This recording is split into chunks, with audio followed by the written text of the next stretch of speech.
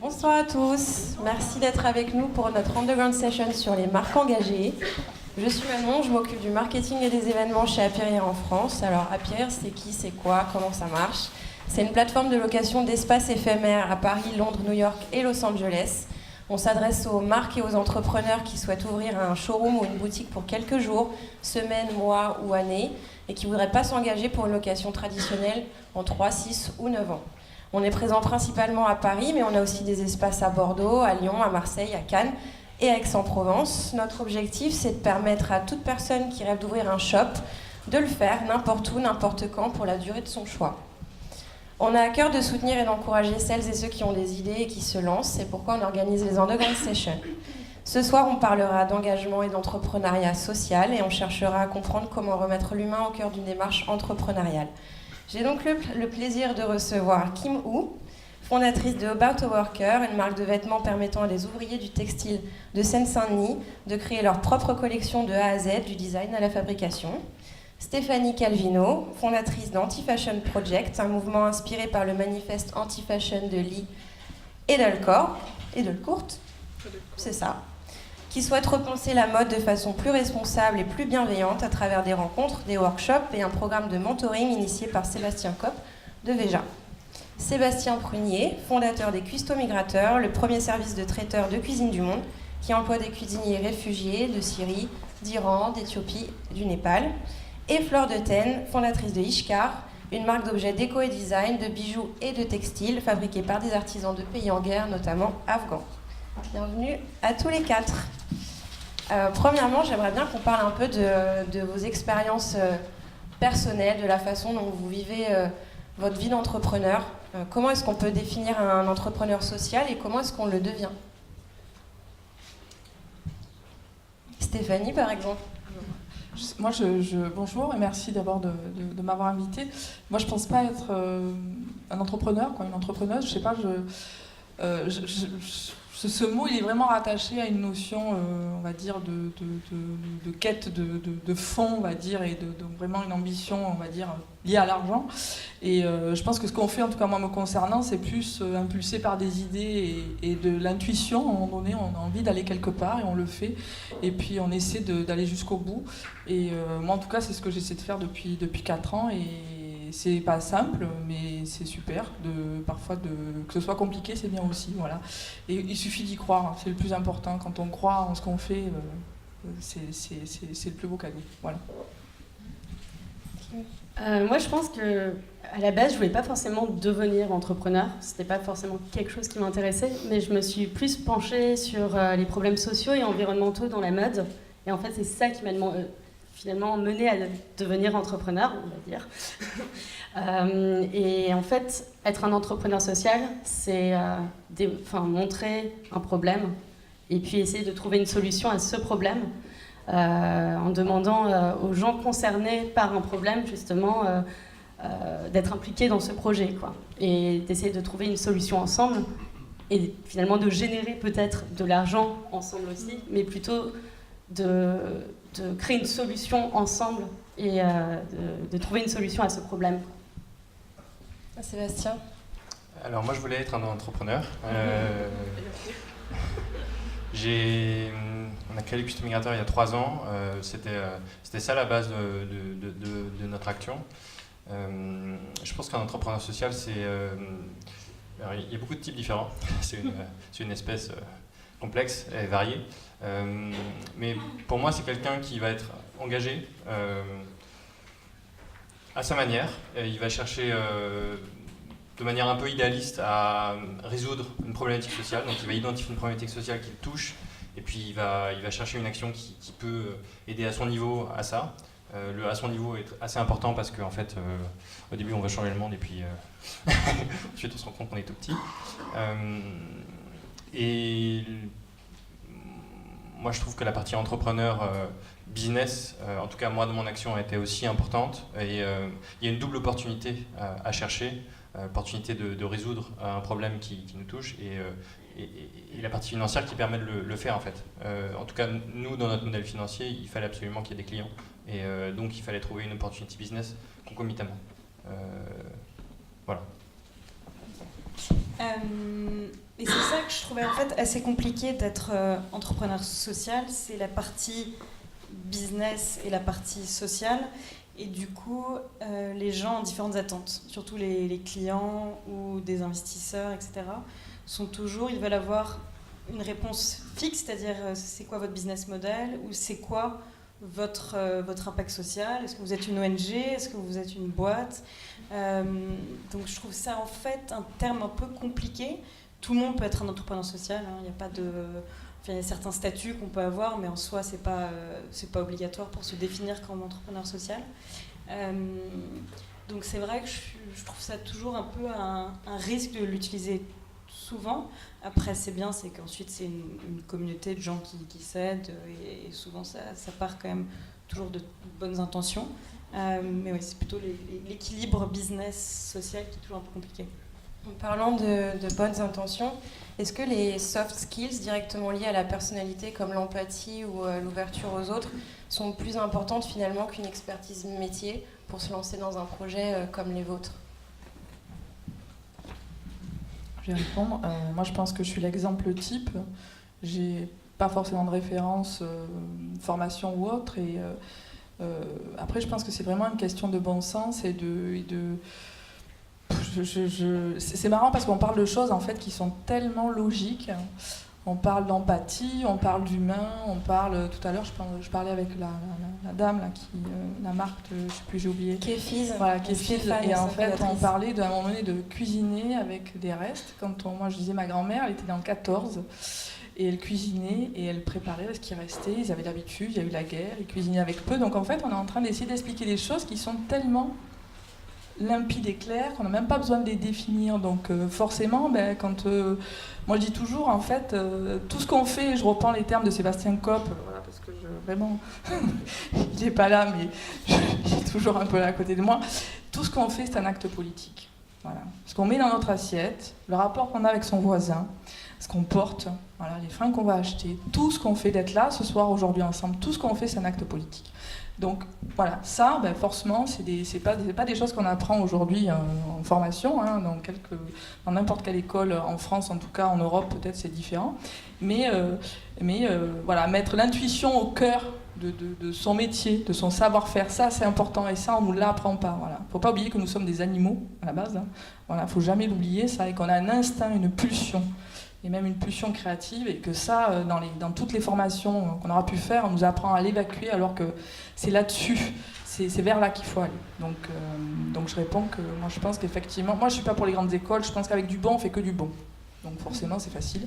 Voilà, sortir de Dauphine, quand ils prennent que les bons, ok, d'accord. Et c'est plus compliqué de faire quand on a peu, et de faire bien. Voilà. Et là, ça demande d'aller beaucoup plus loin dans la création et dans la réflexion et dans toute même le modèle économique qu'on va mettre en place.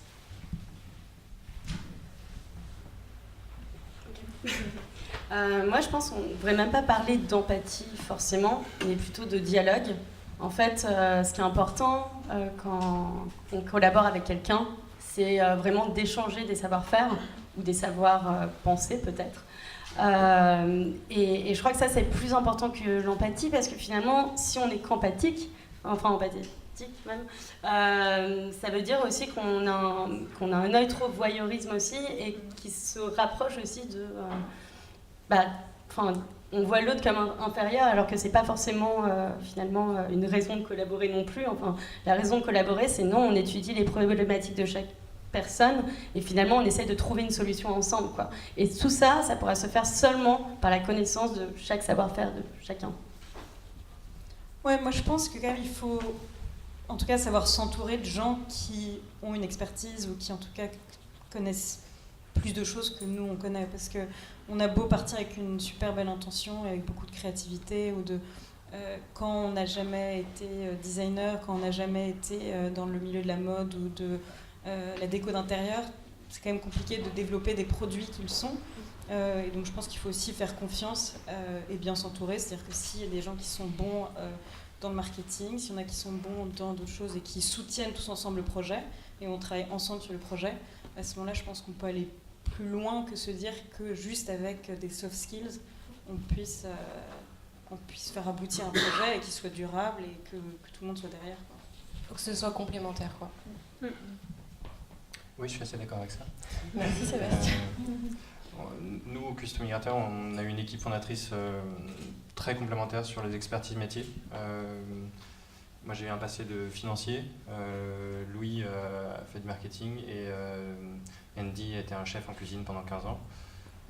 Ces trois expertises, c'est aussi trois visions de tout. Moi, j'apprends la cuisine avec Andy énormément, qui sont prépondérantes. Alors, moi, je pense qu'il faut pas poser les deux, soft skill et expertise, mais je pense qu'il faut pas mal quand même d'expertise pour avancer. Les soft skills, c'est toujours difficile d'en parler parce qu'ils sont souvent sous la surface. Moi, si je regarde les custom migrateurs, je pense qu'on a réussi à créer une équipe qui adore le projet et qui est hyper motivée, et ça n'a pas de prix. C'est ça qui est la locomotive du projet. Alors, donc j'imagine que parmi les cofondateurs, on a des soft skills de recrutement qui ne sont pas trop mauvais.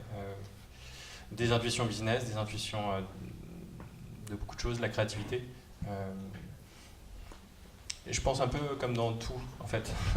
Là, on parle d'une entreprise, mais c'est les ressources sur lesquelles on va pouvoir s'appuyer. Puis, il faut aussi se rappeler... Enfin, moi, j'ai aussi beaucoup de défauts, et il faut s'en rendre compte, et on peut les travailler avec des incubateurs, on peut travailler avec des rencontres, et voilà. Quand on est entrepreneur social ou entrepreneur tout court, on est confronté à des défis similaires, le financement, la production, la distribution et la médiatisation. Justement, Sébastien, on va parler de votre expertise, puisque vous venez de la finance. Comment est-ce qu'on finance un projet comme les Custom Migrateurs ? Alors nous, on a eu beaucoup de chance parce qu'on est parti avec quasiment rien. On n'avait pas d'économie, donc on est parti avec 1 000 €. Ça a fonctionné parce que il y avait Pôle emploi qui nous a aidés. On dit souvent que Pôle emploi aide énormément la création d'entreprises en France, mais c'est vrai. Et c'est aussi bien qu'on soit lancé au début de notre Pôle emploi parce que en fait, on a mis 1 an et demi avant de pouvoir se payer. Et beaucoup de volume. Une équipe qui faisait déjà quasiment 10 personnes avant de pouvoir se payer, donc heureusement que Pôle emploi était là. Comme on n'avait pas d'argent, on a eu un mode de fonctionnement et de croissance qui a été hyper sobre, c'est-à-dire qu'on a vraiment investi dans le minimum qu'on pouvait. On a utilisé des cuisines partagées, et on est encore dans une cuisine partagée actuellement, ce qui nous a permis de produire, de faire de la cuisine sans investir dans un fonds de commerce des centaines de milliers d'euros. Donc je tiens à dire qu'il est possible de créer sa boîte même si on n'a pas d'argent. Il y a des petites choses qui nous ont aidés. On a fait un crowdfunding qui nous a aidés.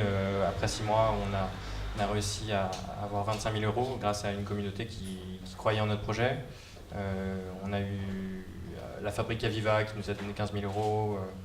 Des petites choses comme ça. Je dis des petites choses, ça a l'air énorme, mais en même temps, en fait, on ne fait pas grand-chose avec 15 000 €. C'est hyper simple de les dépenser. Il suffit d'embaucher quelqu'un et puis de ne pas avoir de clients pendant ce mois-ci, et hop, c'est fini. Voilà.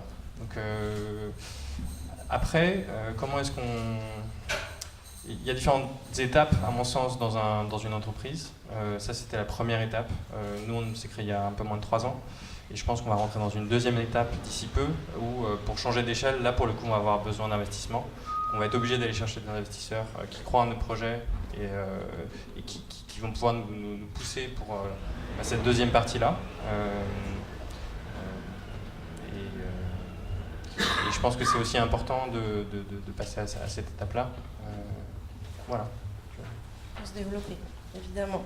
Dans la mode, le nom du designer fait de plus en plus office de marque, avec un concept comme About a Worker, où vous faites des talents inconnus, en fait, les designers d'une collection.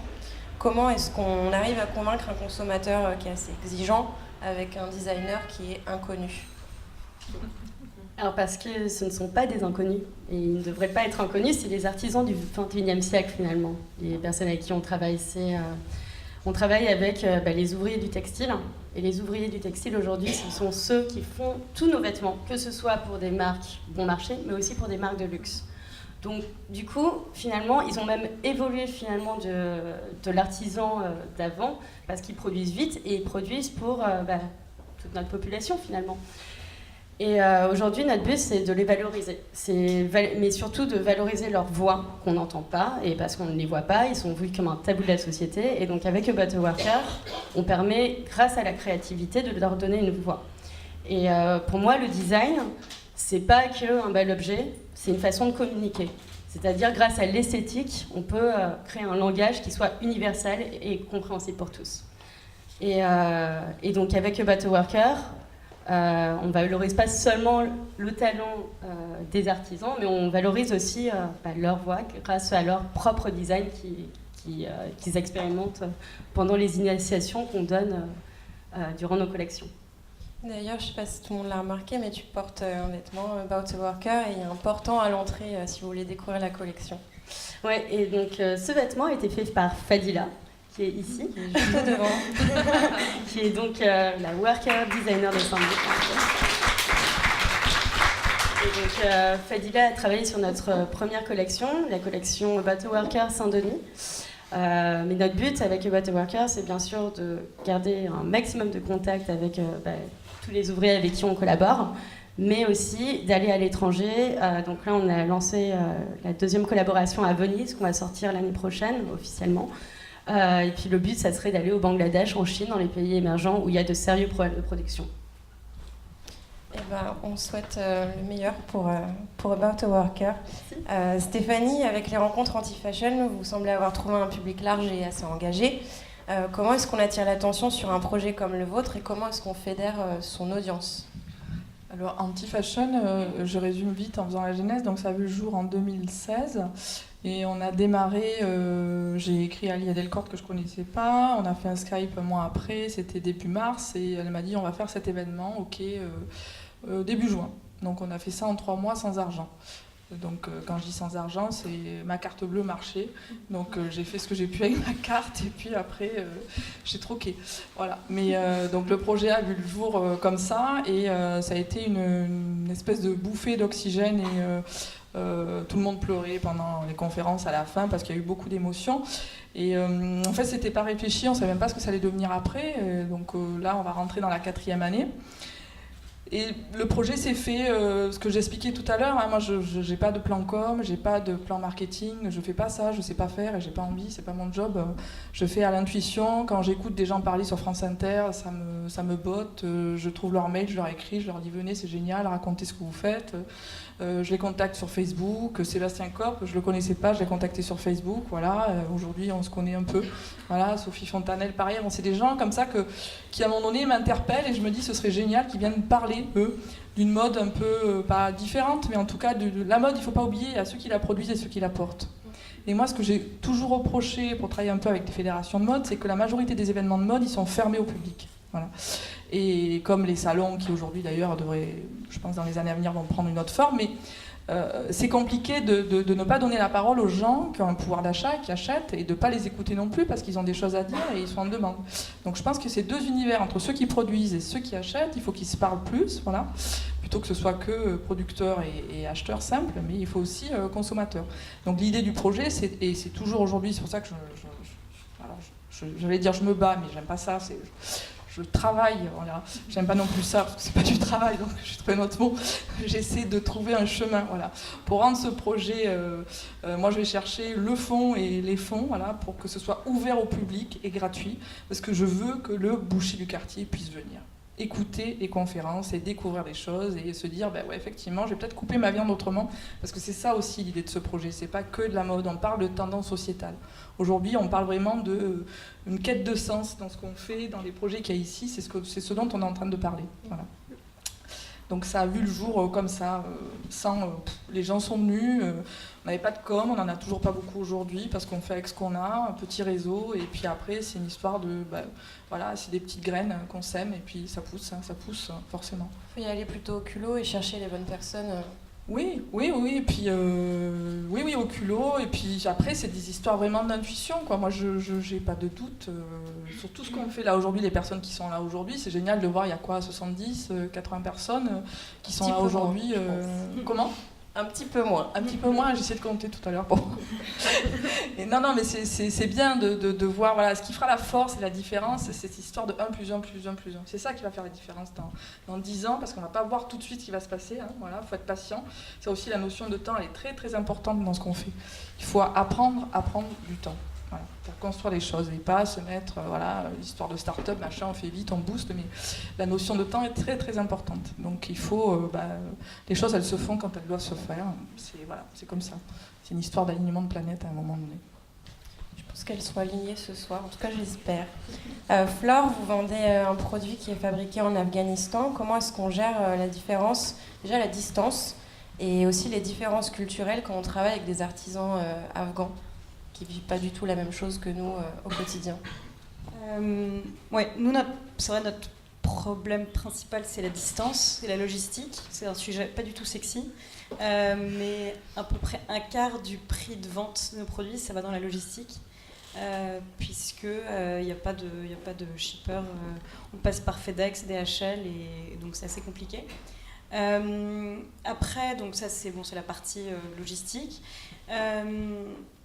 Aussi, ce qui, en termes de distance plus physique, donc nous on y habitait en tout cas pour l'Afghanistan, on y habitait 3 ans et on y retourne au moins 1 fois par an, ce qui permet d'avoir un vrai contact avec les gens avec qui on travaille. Après, les artisans en France, en Afghanistan, en Italie, c'est des artistes, donc c'est pas tellement le fait que ce soit des artisans afghans qui est une vraie différence, c'est plus c'est des artisans. Donc c'est travailler avec des gens, avec leur créativité, avec leur façon de faire, avec les matériaux avec lesquels ils sont habitués de faire les choses. Et c'est vrai que donc, du coup, nous, on prend le temps. Si un designer a envie de travailler avec Ishkar, on dit dès le début, c'est 1 an et demi, parce qu'on ne va pas pousser d'une manière à ce que ça soit prêt pour une collection à une certaine période. Ça sera prêt quand ça sera prêt, ça sera prêt quand l'échange sera établi, et le résultat sera le résultat d'une vraie collaboration. Après, en termes de distance, il y a plein d'outils qu'on utilise. Donc, il y a WhatsApp, Skype, qui sont très utiles. Après, oui, ça peut être, on ne peut pas vérifier toutes les collections, donc ça arrive et c'est pas forcément ce qu'on veut acheter, ce qu'on aurait voulu acheter, mais on va essayer de les vendre. Mais donc voilà, donc c'est pas tellement la nationalité des gens. Le métier en fait est beaucoup plus, c'est vraiment au-dessus de la nationalité des gens, et donc c'est ça qui est intéressant. Il y a quand même une question qui se pose quand on fabrique du made in Afghanistan versus du made in France. Il y a une différence dans la façon dont on vend son produit. Comment est-ce que vous vendez du coup? Comment est-ce que vous gérez ça? Alors nous on essaye le plus possible de pas... Le problème qu'on a eu dès le début, c'était Made in Afghanistan. Du coup, tout le monde se dit ça va pas être cher, ça va être d'une super mauvaise qualité, et on va l'acheter parce que c'est en gros un truc c'est une ONG, on n'est pas une ONG. Et donc dès le début, on a voulu se mettre au même niveau que n'importe quel Made in européen, et donc faire des ventes à côté de potiers français, faire des ventes à côté de souffleurs de verre anglais.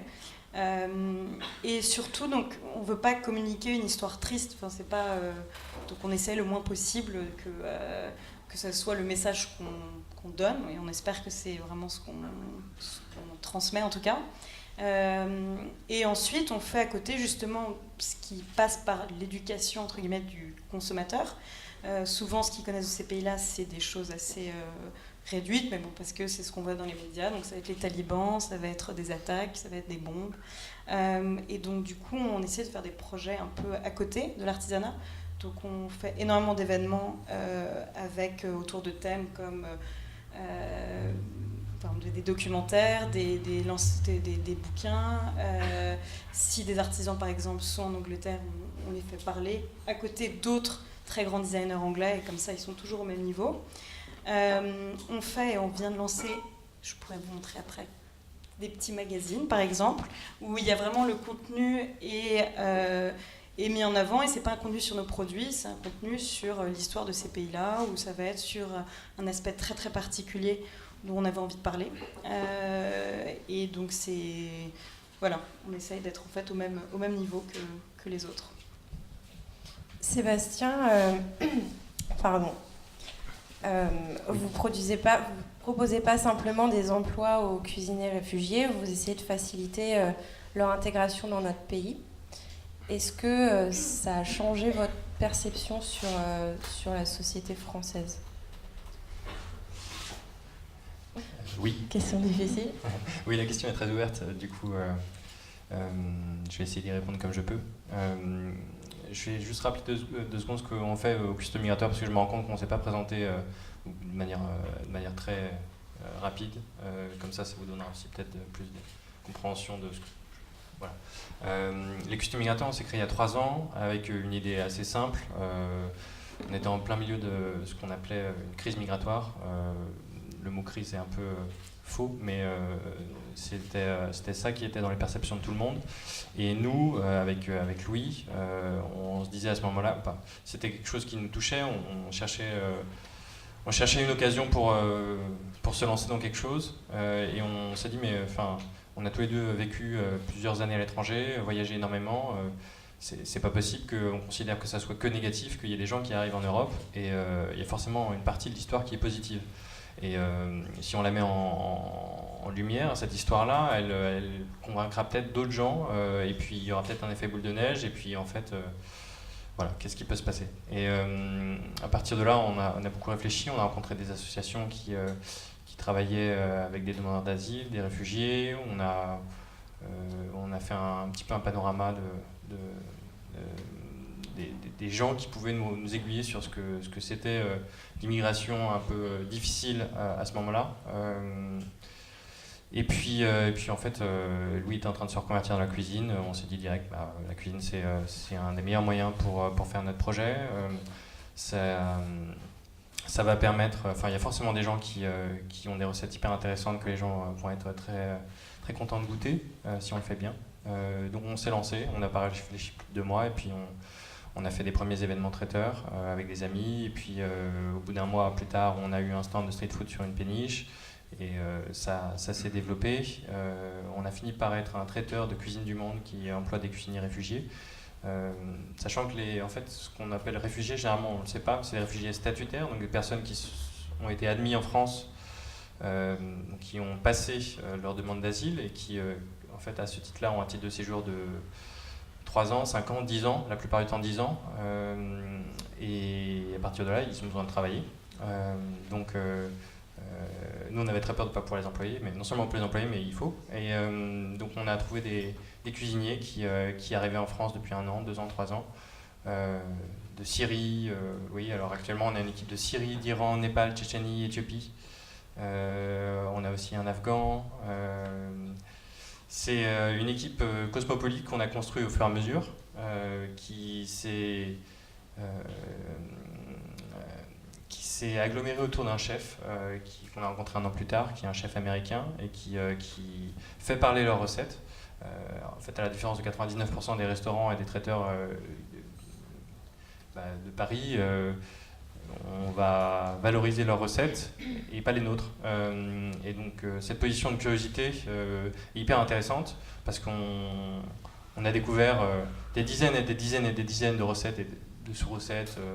J'appelle sous-recettes des recettes de sous ou des petites choses comme ça, mais en fait quand on fait les fiches techniques, on doit être déjà à 250 recettes. On a une activité donc de traiteur depuis 2 ans. On fait des cocktails de réception de 10 à maintenant 1000 personnes. Demain, on a un cocktail pour 850 personnes pour une banque. Et bien cette banque-là, par ce cocktail qu'elle devait faire de toute manière, elle nous permet d'avoir une équipe actuellement de 18 personnes. Voilà. Et depuis 3 semaines, on a repris la restauration d'un lieu qui s'appelle le Hasard Ludique, que vous connaissez peut-être dans le 18e à côté de Guimauquet. Et ce qui permet de toucher plus les gens qui jusqu'ici ne pouvaient pas trop déguster nos plats. Donc on a traiteur, restauration, oui, on facilite l'intégration, c'était l'idée de base, faciliter l'intégration, c'est-à-dire par l'emploi. Qu'est-ce qu'on fait pour ça au-delà juste de CDI et d'argent, en équipe, on travaille en français, c'est hyper important. La plupart de nos cuisiniers ont rencontré très peu de Français avant de nous rencontrer nous, à part assistante sociale, la préf, des liens sociaux très limités. on se professionnalise ensemble au fur et à mesure. Et puis il y a le sentiment de dignité, je pense, qui est hyper important, simplement parce que oui, tes recettes m'intéressent, et en fait sur nos événements, les gens sont hyper contents de goûter les plats de nos chefs, et ça se sent, et ça devient un élément de fierté. Donc, sur la partie facilité intégration, voilà en gros ce qu'on fait, ça c'était le préambule. Et maintenant, sur la réponse changer le regard sur la société, si vous êtes encore là.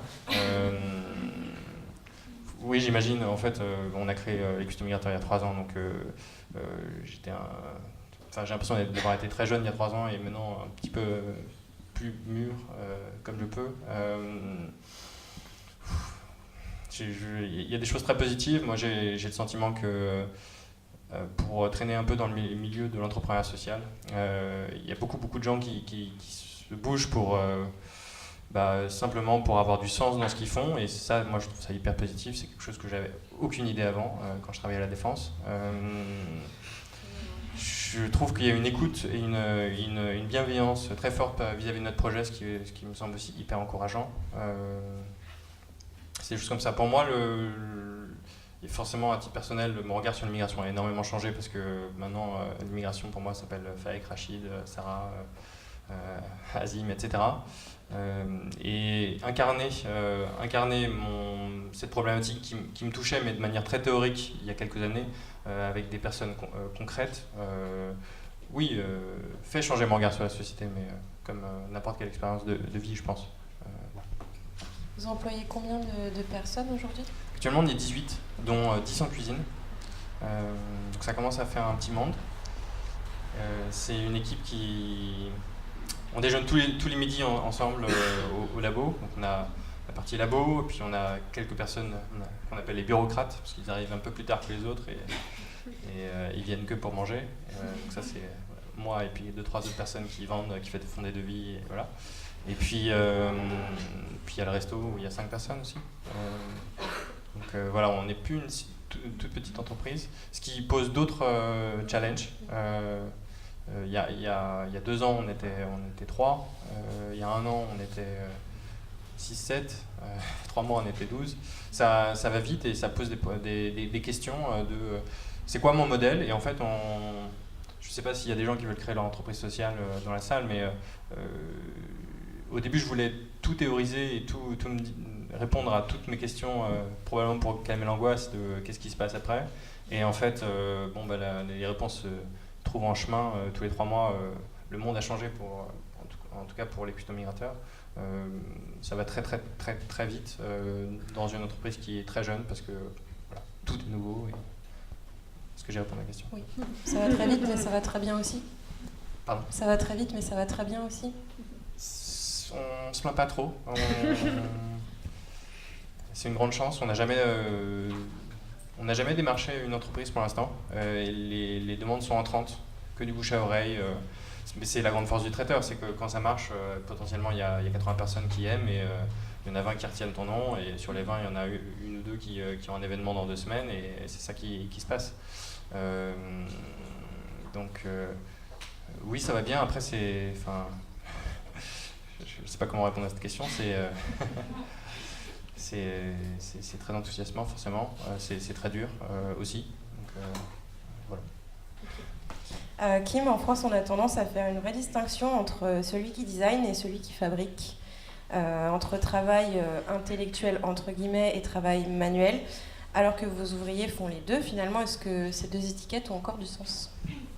Je pense que elles ont de moins en moins de sens, et surtout elles n'ont jamais vraiment eu trop de sens non plus, parce qu'avant, un artisan, il travaillait avec un designer, il parlait, il discutait, il parfois créait même des projets ensemble finalement, et parfois même l'artisan devenait designer aussi. Donc d'un côté, ça n'a jamais vraiment eu du sens de se mettre dans une catégorie ou une autre, et je pense que le but de la création et le but de créer un objet, c'est aussi de pouvoir accéder à tous ces milieux et de pouvoir tout englober. Donc après, ce qui est intéressant, c'est qu'on voit de plus en plus qu'en France, il y a de plus en plus d'initiatives au sein des écoles où on essaye de rassembler différentes façons de faire, donc un artisanat avec une façon de penser, essayer de collaborer entre élèves aussi, et ça, je trouve ça assez intéressant. Par contre, c'est une notion très nouvelle qui existe déjà, qui a existé déjà pendant des années comme dans d'autres pays. Donc, par exemple, moi, je viens de la Design Academy d'Eindhoven. Et en fait, où c'est une école qui n'est pas du tout basée sur une façon de faire. Enfin, mes classes, c'était pas le design de produits, la menuiserie. Enfin, c'était vraiment des façons de penser déjà. Donc, moi, mon département, par exemple, c'était l'humanité et la communication, qui était un département où on apprenait à communiquer à travers le design. Il y avait aussi l'humanité et le bien-être, etc. Et en fait, on apprenait plutôt une façon de penser, une façon de voir les choses, comment on pouvait se définir en tant que designer indépendant.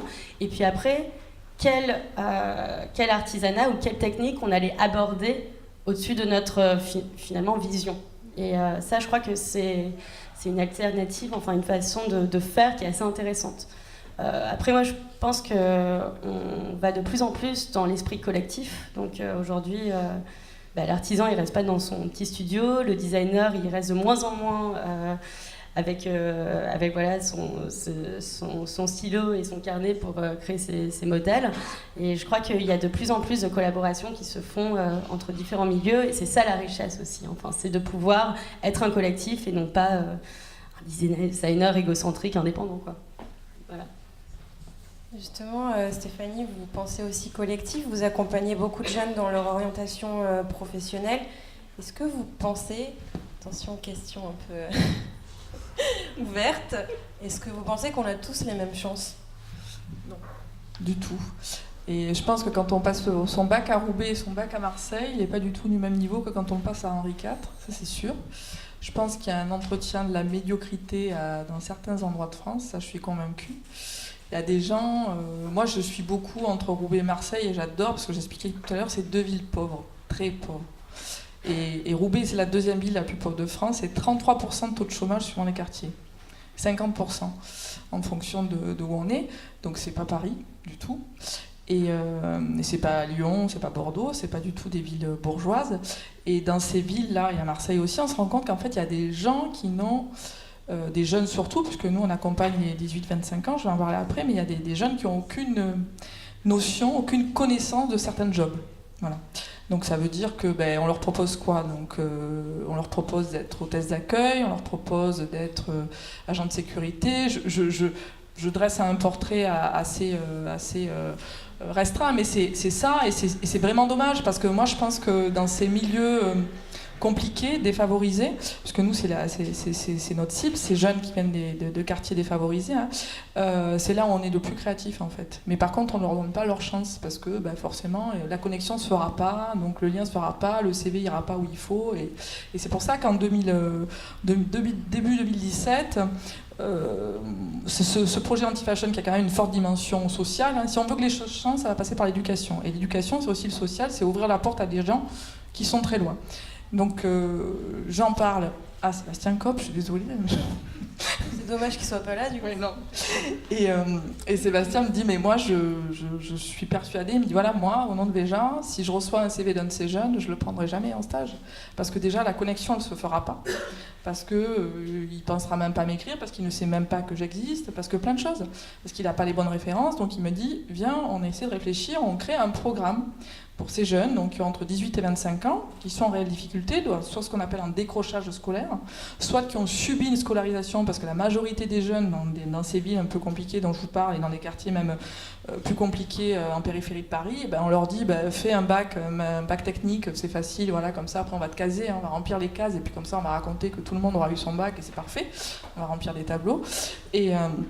Et en fait, il me dit, moi je pense que ça grouille de créativité et qu'il y a les meilleurs Instagrammeurs, les meilleurs Facebookers et les meilleurs créateurs qu'on puisse trouver sur le terrain, mais aujourd'hui, ces jeunes-là, ils n'ont pas accès à certains types de formations. Voilà. Et donc l'idée, ça a été de créer un programme de mentoring.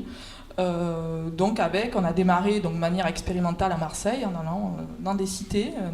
Une cité à Marseille, c'est 7000 habitants. Voilà, cité La Castellane où est né Zidane, 7000 habitants, donc ça fait du monde. Hein. Voilà. Il y en a beaucoup comme ça, et donc on a commencé à travailler avec des centres sociaux, on a rencontré des jeunes qui étaient comme ça, en marge, qui faisaient rien, qui attendaient en bas de l'immeuble, voilà, que la journée se passe. Et l'idée, ça a été de les faire, avec en tout cas le textile, de leur demander que ça... Nous, on a transformé l'outil textile comme outil de travail. Voilà. Donc on leur a demandé de réfléchir à créer un vêtement, une paire de baskets ou autre chose, et à travers ça, nous expliquer un petit peu leur parcours et où est-ce qu'ils veulent aller. Parce que la problématique aussi, c'est qu'eux ne savent même pas où est-ce qu'ils veulent aller, parce qu'ils se refusent plein de choses. Voilà. Donc ils ne savent pas du tout ce qui existe et se refusent plein de choses. Et donc, 2017 s'est passé, on a une jeune femme qui a été embauchée par Veja. Alors pas parce que Sébastien est super sympa du tout, c'est parce que Veja a recruté, elle a envoyé son CV et ça a fait l'affaire. Ça n'a pas été simple, hein, voilà, parce qu'au départ on m'a appelé, on me disait elle s'est endormie dans la réserve. Aujourd'hui elle n'est pas venue, elle a posé un jour de congé, voilà. Mais aujourd'hui Priscilla, pour avoir fait un point il n'y a pas longtemps, c'est une des meilleures vendeuses, voilà. Du corner aux Galeries Lafayette à Haussmann pour Veja, voilà, donc au bout de plus d'un an, voilà, elle s'est intégrée, elle était marseillaise à la vie parisienne, et on a continué à développer ce projet donc de mentoring avec des jeunes toujours entre Marseille et Roubaix, puisqu'on a développé ça à Roubaix, et l'idée c'est pas de les réinsérer, moi j'aime pas ce mot parce que du moment où on dit réinsérer, ça veut dire qu'ils sont en périphérie, et en fait, en tout cas l'idée c'est de les éveiller, voilà, moi je veux je veux pas leur faire signer des CDD, des CDI pour me dire ah, c'est génial, le projet marche, et puis comme ça les politiques vont être contents, parce que c'est ça, hein, je résume, mais l'idée c'est vraiment, moi je veux que la culture, les métiers de la création les aident à s'éveiller, pour qu'à un moment donné ils se sortent de leurs conditions. Voilà. Et c'est pas du tout péjoratif, moi je viens d'une milieu modeste, j'ai habité en HLM, donc c'est qu'à un moment donné, tout le monde est capable de capter des choses, on a tous une sensibilité différente, et quand vous avez 5 € en poche et qu'il faut s'habiller avec 5 €, je peux vous assurer que vous êtes super créatif. Et super créatif. Donc, je veux dire, Demna, il le dépasse, mais voilà, faire des talons avec des briquets, ça fait longtemps que ça existe. Non, mais je résume, mais la créativité, elle est là. Quand on n'a rien, on fait beaucoup. Et alors, je ne fais pas de la politique, mais quand même, je le dis. Nicolas Hulot, il l'a dit hein, dans son discours de départ le 28 août, il a dit « L'Europe gagnera si l'Afrique gagne ». Et c'est exactement ça. C'est qu'à un moment donné, il faut essayer d'aller beaucoup plus loin avec peu. Et c'est ce qu'on est en train d'expliquer, je pense, tous ici. Hein, c'est-à-dire que quand on a une idée, ben, pas forcément besoin de moyens. Voilà. On met en place et on avance. Et nous, c'est ce qu'on essaie de faire avec ces jeunes, c'est leur dire, c'est pas grave, vous venez d'un quartier compliqué, vous n'avez pas beaucoup de moyens, vos parents n'ont pas de moyens, effectivement, vous ne pouvez pas aller à l'école, ben, on va essayer de vous ouvrir le maximum de portes et de vous montrer que c'est possible. Voilà. Donc on prend le temps et on investit dans les gens. C'est ça, c'est du temps. Et il y a un politique il n'y a pas longtemps qui me disait « Mais qu'est-ce que veut le peuple ?» Il y a 15 jours de ça. Qu'est-ce que veut le peuple? Et là, j'ai dit « Waouh !» J'ai eu une claque énorme. Elle m'a dit « Mais vous avez besoin de quoi sur le terrain ?» Puis j'en ai besoin d'humain, on a besoin de temps et on a besoin d'argent. Voilà. Parce que si on enlève tout ça, on se retrouve avec des conflits, ce qui se passe aujourd'hui un peu avec les gilets jaunes ou autres, hein, mais voilà, des tensions qui montent. Et il faut, ce que disait Kim tout à l'heure, je veux dire, c'est les workers, c'est des gens invisibles, mais non, en fait, il n'y a personne qui est invisible. C'est qu'à un moment donné, en plus, là, on rentre dans des, on peut faire la soirée, mais bon, on va couper après, parce que, mais on rentre dans des problématiques qui sont vachement intéressantes, parce qu'aujourd'hui, on nous a fait croire qu'on pouvait exister que si on avait un sac Chanel.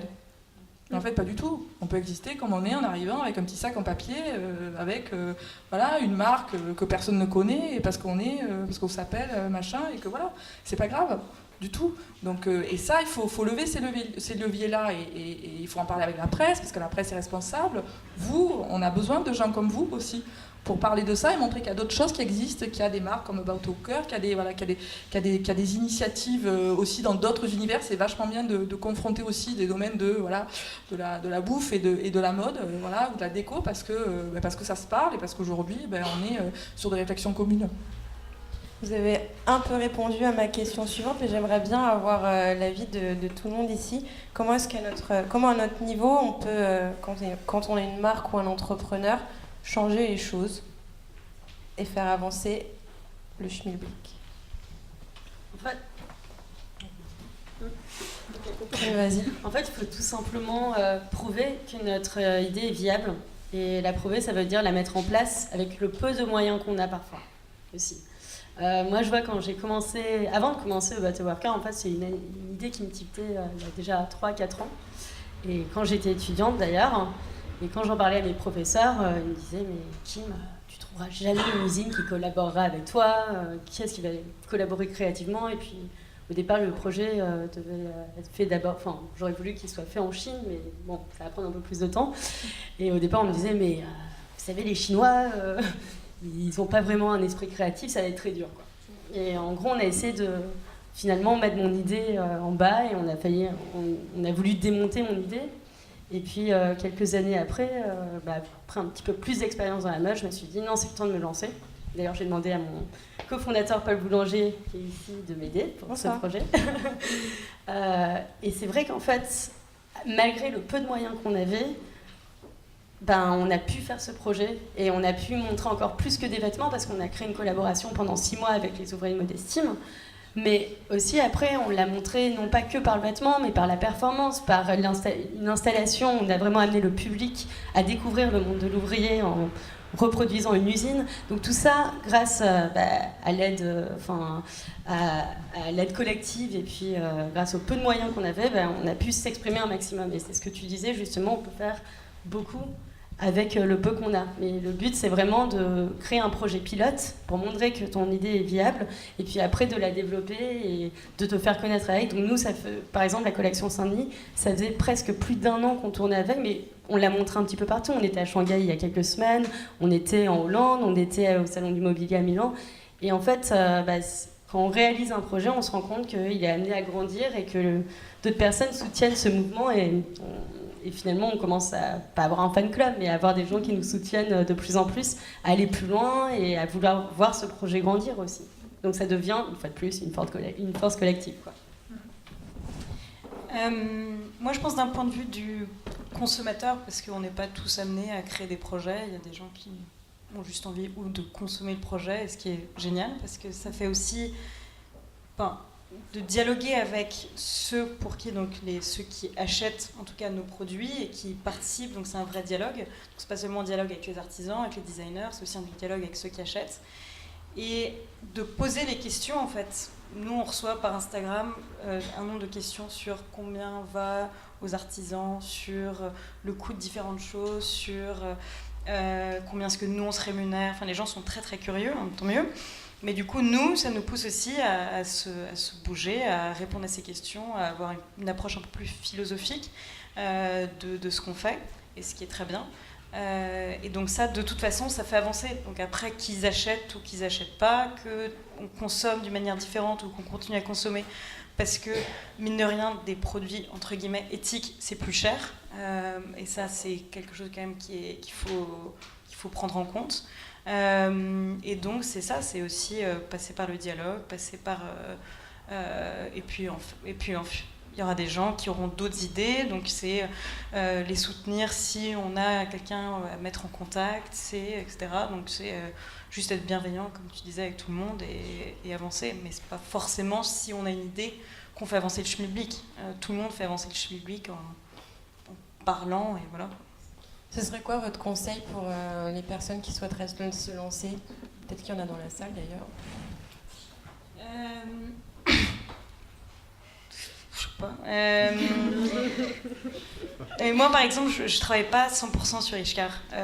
On n'avait pas la chance d'avoir Pôle emploi.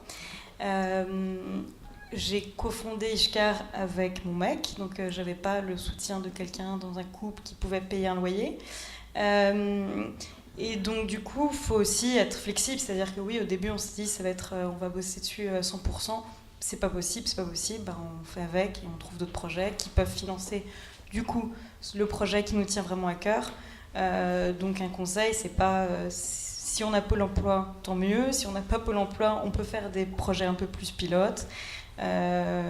On peut aussi commencer à aider des gens qui ont lancé un projet pour comprendre un peu plus comment ça marche.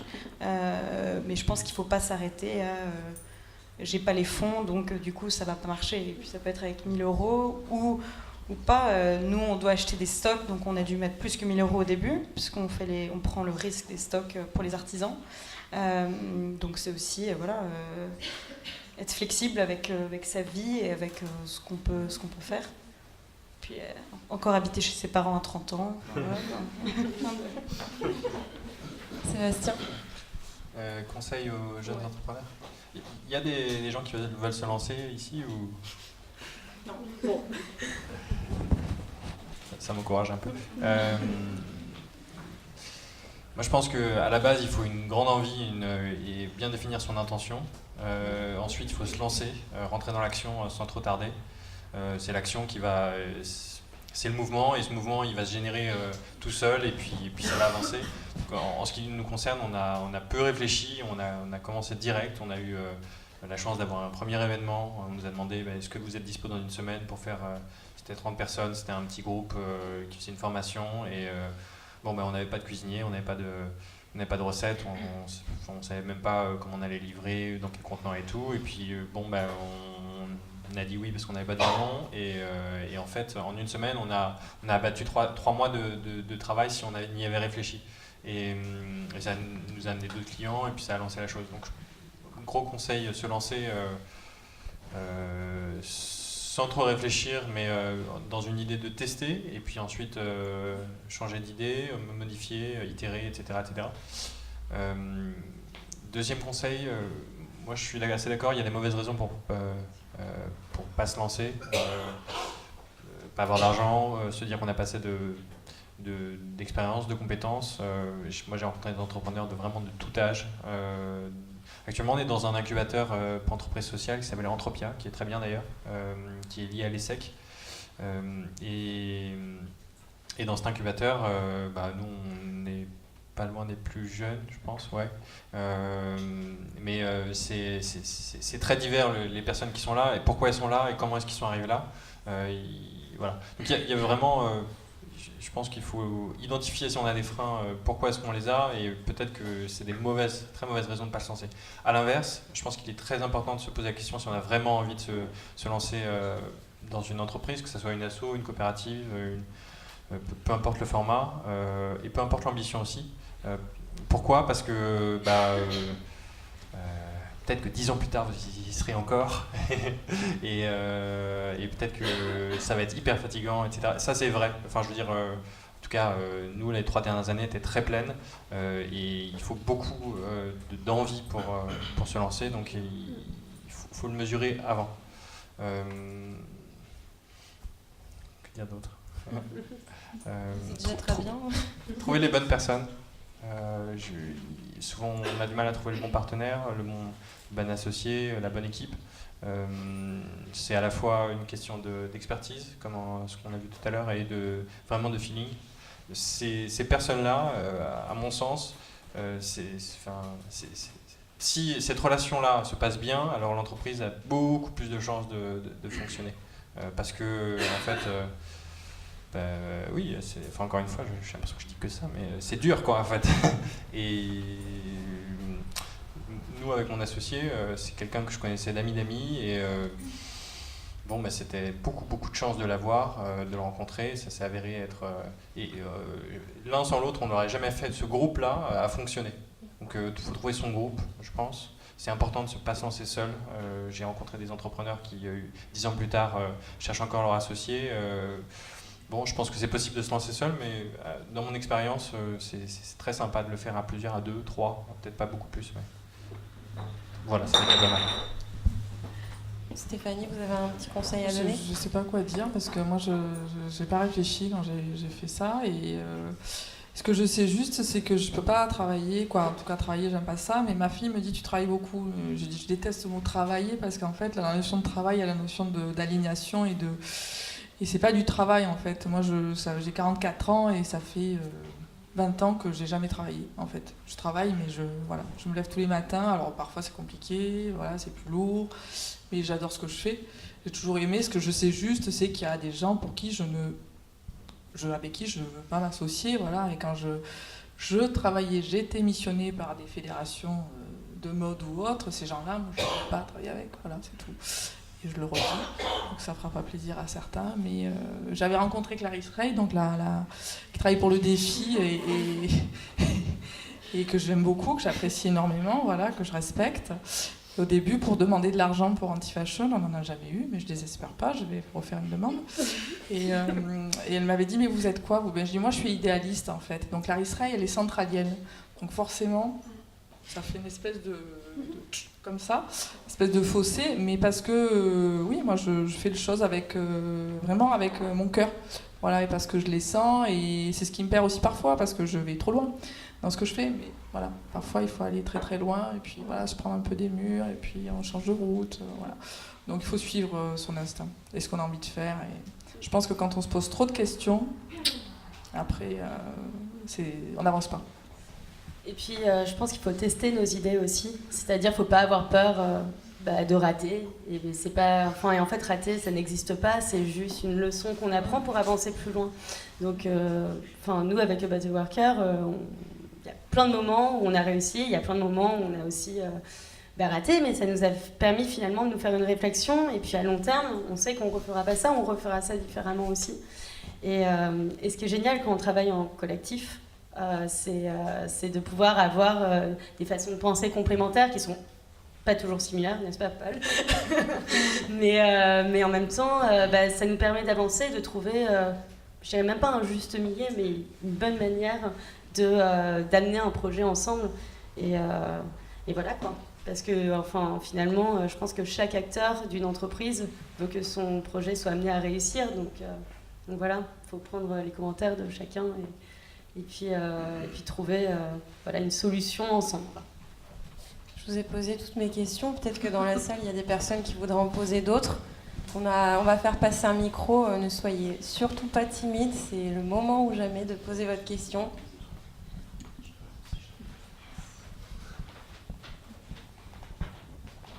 Ah, tout au fond. En espérant que le fil soit assez long. Oui, il faut se rapprocher.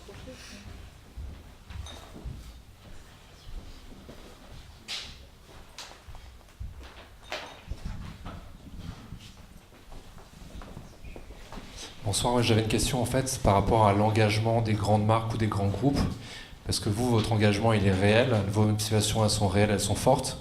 Et pour les grands groupes, on voit souvent beaucoup de promesses. Et je veux savoir quel est votre regard par rapport à cet engagement. Est-ce que vous pensez que c'est quelque chose de bien, ça va dans le bon sens, ou est-ce qu'à l'inverse, ça vous agace? Moi, je trouve ça quand même... Moi, je trouve ça très bien parce que... à notre échelle, ok, on fait des petits changements, on essaye d'éduquer sur certains sujets, sur l'environnement, sur plein de différents sujets. Mais les grands groupes, même si c'est pour une question de market ou si c'est pour une question de... Au final, s'ils font des choses, c'est ce qui est important. S'ils changent leur modèle, s'ils changent leur chaîne de valeur, s'ils changent... Pourquoi les critiquer? Bon, voilà, ils ont beaucoup plus d'impact que nous, entre guillemets. Ils ont plus de consommateurs, ils ont une force de frappe plus grande. Si au contraire, des petites marques peuvent faire bouger les grands groupes à s'orienter vers des choses différentes, tant mieux. Et de toute façon, de plus en plus, c'est ce que les consommateurs veulent. Donc aussi, les grands groupes pourront le faire à des prix moindres. Et donc ça se deviendra beaucoup plus une normalité de consommation, une normalité de plein de choses. Donc moi, je suis plutôt pour que les grands groupes se bougent et justement fassent des choses un peu similaires. Pas que ce soit juste des programmes de RSE pour le market et du coup justement compter le nombre de CDI, CDD ou faire des choses pour leurs actionnaires, mais vraiment faire changer les choses. En fait, ce qui est important, je pense, c'est ne pas être en confrontation avec ces grands groupes. C'est vrai qu'on se rend compte que aujourd'hui, on parle beaucoup de greenwashing en parlant des grands groupes, etc. Mais finalement, c'est les choses qui font avancer les choses. Mais aussi, on se rend compte que si des petites marques ou des petits groupes comme nous, finalement, collaboraient avec des plus grands, on pourrait trouver des nouvelles solutions. Et finalement, les petits groupes d'aujourd'hui, on est un peu une force inspirante aussi. Et c'est ça qui est intéressant, c'est de collaborer avec ces grands groupes. Je pense que ça serait une solution pour aller plus loin et pour repenser le système d'aujourd'hui. Et ça serait beaucoup plus pertinent finalement que d'avoir plein de jeunes designers, plein de jeunes entrepreneurs qui feraient leurs choses de leur propre côté, alors que finalement aujourd'hui... le consommateur mainstream consomme des marques mainstream et qui se rattachent à peut-être 10 groupes dans le monde et c'est tout, quoi. Je vais essayer d'être sympa, mais en fait, moi, ce qui me gêne, c'est quand H&M raconte qu'ils vont produire des vêtements pour 8 milliards de personnes d'ici à 2020. Ça me gêne. Et qu'après, ils font un site qui est tout vert, tout est green. Et puis, ils montrent les dames qui fabriquent pour eux au Bangladesh en leur montrant des super photos. Elles se régalent, elles adorent faire ce qu'elles font. Et ça me gêne. Voilà, ça me gêne. Alors après, je pense qu'H&M, ils ont une force de frappe. Ils ont une frappe économique qui est importante, voilà. Ça me gêne aussi qu'ils racontent qu'ils n'ont pas de stock invendu. Ça me gêne, le fait que ce soit des menteurs. Voilà. Ce qui est bien, c'est la transparence. C'est bien de dire on a des stocks invendus, on ne sait pas quoi en faire, mais on en a. Voilà, mais pas de dire non, en fait, c'est pas des stocks invendus, c'est des vêtements qui ont des problèmes de fabrication. Voilà, c'est prendre les gens pour des imbéciles. Et le problème de ça, même si je pense que les grands groupes c'est important, comme H&M ou autre, le problème de ça, c'est qu'à un moment donné, ils vont noyer. Ils ont une force de frappe médiatique qui est vachement importante, et donc du coup, ils vont noyer le poisson. Et au final, on ne va plus voir que ça, en fait, et on ne va plus voir les tout petits. Voilà. Alors, ce qui va faire la force, ce que dit Dominique Bourg, qui est un mec génial, voilà. Ce qui fera la force, c'est tous les petits bateaux qui sont autour, par rapport aux gros. Donc, il y en a tellement au fur et à mesure que forcément, ça va provoquer un changement. Mais voilà, moi, je veux au moins qui arrêter de raconter n'importe quoi. Je veux dire, c'est pas possible. Voilà, la notion de greenwashing, je trouve ça moche. Voilà, il y a 2 ans de ça, ou 3 ans de ça, il y en a certains qui... Je suis allée au ministère de la Culture il y a 6 mois, la notion de RSE, ils l'ont même pas intégrée dans leur fonds d'investissement pour les jeunes créateurs. Le ministère de la Culture. C'est bon quand même, hein. C'est incroyable. 2018. Donc j'ai dit traverser la rive, allez voir la transition écologique, vous parlez, puis vous essayez de réfléchir à un truc, non mais c'est impensable. Donc les grands groupes et les politiques, il faut qu'à un moment donné, la situation... Moi je suis pas écolo, je suis pas bio, je mange des trucs normaux, j'essaie de pas surmanger, voilà. Le bio c'est aussi une OP marketing, voilà. Mais d'être clean et de réfléchir à ce qu'on met dans son assiette et d'être honnête avec soi-même, voilà. Et d'être intègre, ça c'est important, voilà. Faut pas être extrémiste, mais il faut être raisonné dans ce qu'on fait. Donc, après, il y en a plein, des noms, hein, je ne vais pas tous les citer, parce que sinon... Et voilà. Mais c'est dommage. Est-ce qu'on a une autre question ? Oui.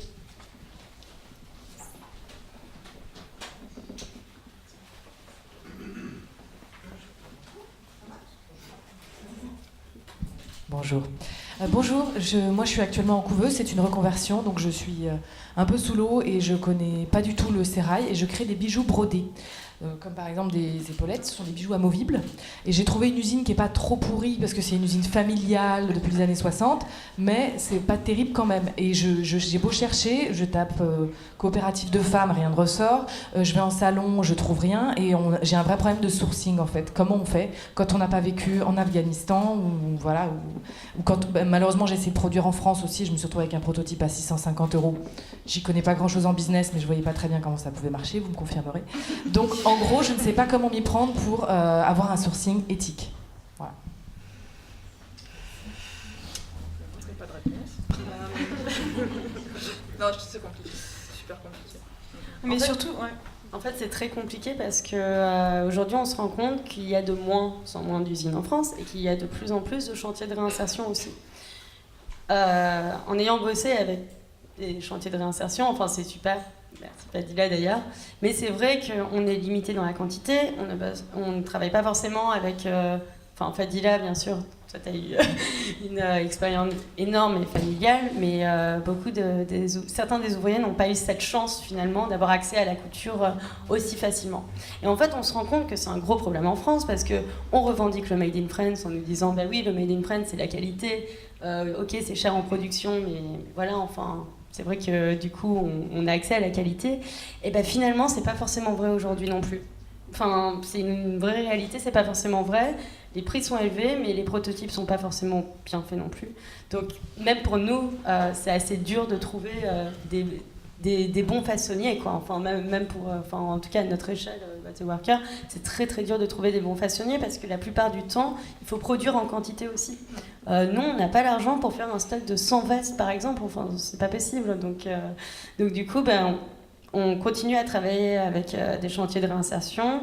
C'est vrai que finalement, elles sont considérées aujourd'hui comme des entreprises éthiques. Alors après, éthique ou non, enfin ça c'est aussi une autre question qu'il faut aborder, c'est-à-dire que nous, on est très contents de travailler avec Modestime, mais il y a des questions qui se posent après aussi, enfin, c'est-à-dire, un ouvrier à Modestime peut rester peut-être 3 ans, et qu'est-ce qu'il fait après ? Et ça c'est le cas de tous les chantiers de réinsertion d'ailleurs, quoi. Donc je pense que le Made in France c'est toute une manière de... Enfin, il y a toute une autre manière de repenser la façonnerie en France en tout cas. ça c'est sûr. Mais peut-être que le mieux c'est d'aller voir à l'étranger aussi, quoi. Oui, mais comment Et ben, je ne pourrais pas te donner une réponse, justement.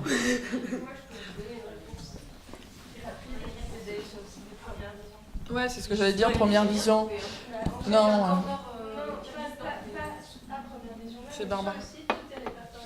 Je crois qu'il y a un travail énorme sur un travail. Ouais. Et tu tapes sur accessoires, et là, tu as toute la liste de tous les passionnés dans le monde entier. Mais comment tu sais s'ils sont... Mais tu fais un mail type et tu l'envoies. Moi, je passe ma journée à faire ça. Tu fais un mail type et tu l'envoies à 60, 70, 100, 150 façonniers. Non, bonjour, mais après, je vais faire de la broderie. Voici une photo de mon prototype. Est-ce que vous pouvez faire ça? Quelles sont vos conditions de travail? Bon. Et puis tu es allé sur des salons ou pas? Oui, j'ai eu la première vision. Après, moi, on parlait de collectif, mais on pourrait dire que ça ressemble à quoi? Macron et l'Esquire? Quoi, ça ressemble? Non, mais moi, je pense que c'est bien. J'ai rencontré une nana la semaine dernière à Roubaix qui a lancé une entreprise de pressing de sneakers. Donc c'est génial en fait, je trouve. Et elle me dit, j'ai un super concurrent à Lille et tout, il fait des trucs super, il a le meilleur com et tout, mais en fait, j'ai dit, mais il faut aller le voir.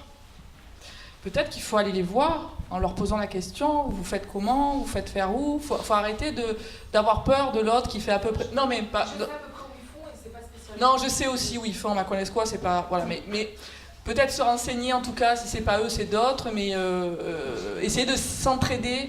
Même si vous faites à peu près les mêmes choses, c'est pas grave. À un moment donné, il faut arrêter de se tirer la couverture, de dire non, moi j'ai pas donné le nom de mon fournisseur parce que c'est trop bien, machin truc, comme fait Chanel ou autre. Parce que voilà, c'est débile, il faut s'entraider, quoi.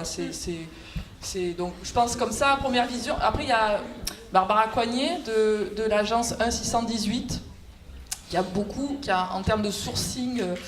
À ce niveau-là, elle a beaucoup de références. Donc je vous invite à 1618, voilà, à la contacter. Voilà. Est-ce qu'on a une autre question? Oui? Non? Moi j'en ai une. Ah.